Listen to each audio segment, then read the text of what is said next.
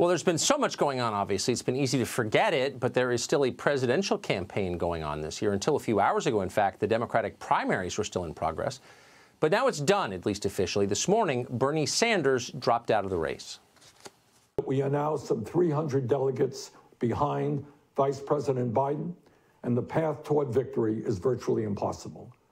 And so today, I am announcing the suspension of my campaign. So that's it for Sanders. He's 78 years old. He will never be the president. But he did leave his mark.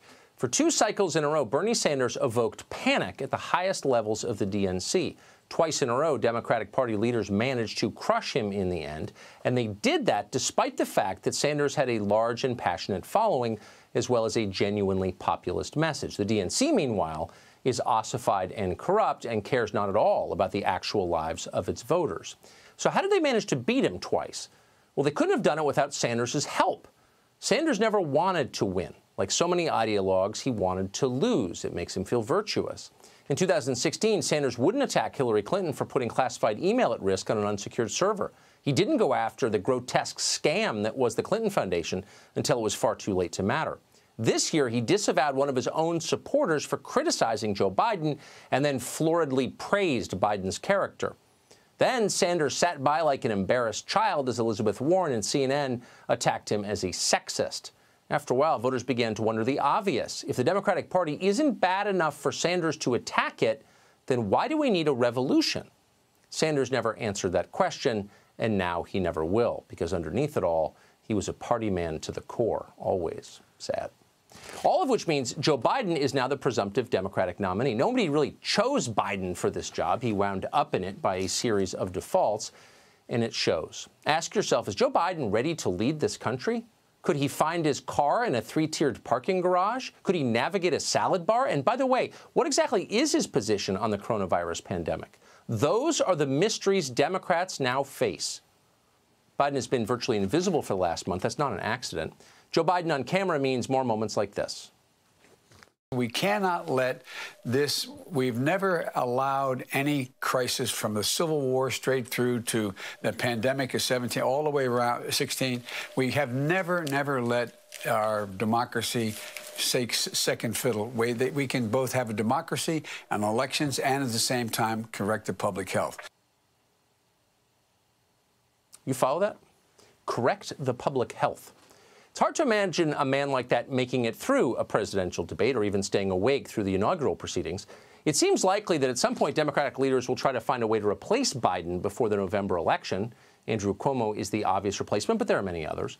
Whatever happens, it's worth taking Joe Biden seriously for this moment, now that he is officially, in a sense, the nominee. Biden was first elected to the Senate in 1972. That was the year that Richard Nixon opened China to the West. As the threat from China grew larger and more threatening and much more obvious over the decades, Biden seemed to grow more accommodating to the Chinese government. In 2000, for example, the U.S.-China Trade Relations Act gave China normal trade status. What does that mean? Well, in her book, China RX, Rosemary Gibson, who we've had on the show, details how that piece of legislation opened the floodgates for Chinese drug imports. Within 3 years of the bill passing, America lost its last aspirin factory, its last vitamin C facility, its last penicillin plant.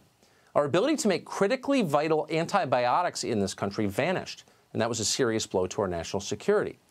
And yet, Joe Biden voted for that bill. He went on to oppose amendments to it that would have put pressure on China to release political prisoners and stop forced abortions. 11 years later, in 2011, Biden still didn't see the threat. In fact, he appeared to welcome it. That year, he said, quote, "A rising China is a positive development, not only for China, but for America." The day that Biden gave that speech, millions of Americans had already lost their jobs. They'd been shipped overseas to China. Chinese students were already flooding America's schools and research labs, crowding out Americans, stealing the data and information that in the end would boost the Chinese economy to where it stands today, larger than ours. It's hard to believe Biden said that, but it wasn't the only time he did. Here was Biden last May on the campaign trail. China is going to eat our lunch? Come on, man. They're not bad folks, but guess what? They're not competition for us. just 2 months ago, when it was already clear to everyone who was watching that China had lied to the world in ways that hurt the world about a deadly outbreak of the Wuhan coronavirus, Biden was still flacking for the Chinese government. Watch this. You know, we have right now a crisis with the coronavirus emanating from China. In moments like this is where the credibility of the president is most needed, as he explains what we should and should not do. This is no time for Donald Trump's record of hysterical xenophobia, and fear-mongering to lead the way instead of science. Xenophobia! It seems almost antique. Why? Because in a moment like this, in a moment of national crisis, irrelevant issues tend to recede. You probably heard a lot less recently about how America is racist, how we need reparations for slavery or non-binary signs in every public men's room stall. It all seems insultingly frivolous now. What matters in moments like this are the big things. And at the top of that list is who should lead this world going forward. Should it be the United States or should it be the government of China? Anyone who has trouble answering that question probably won't be the president.